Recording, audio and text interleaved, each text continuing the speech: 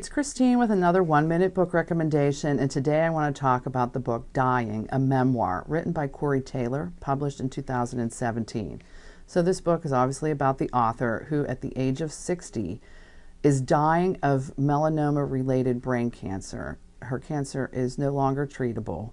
So in a space of a few weeks, while her body weakens, she writes of her experience of knowing that she's going to die soon.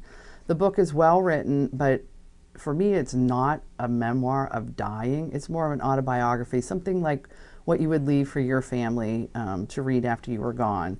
For me, that distracted from the power of the main struggle that she was facing, which is her impending death.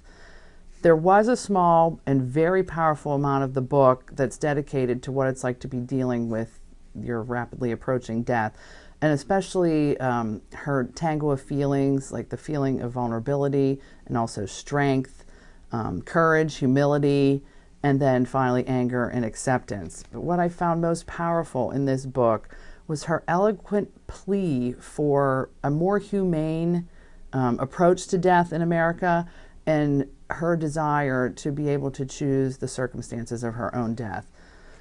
I also sadly realized that the American healthcare system places a higher value on life at any cost rather than on a comfortable death.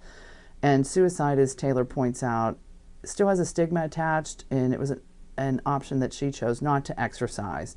But an option that she discussed that I found very intriguing was physician-assisted death, modeled after the Right to Die law in Holland.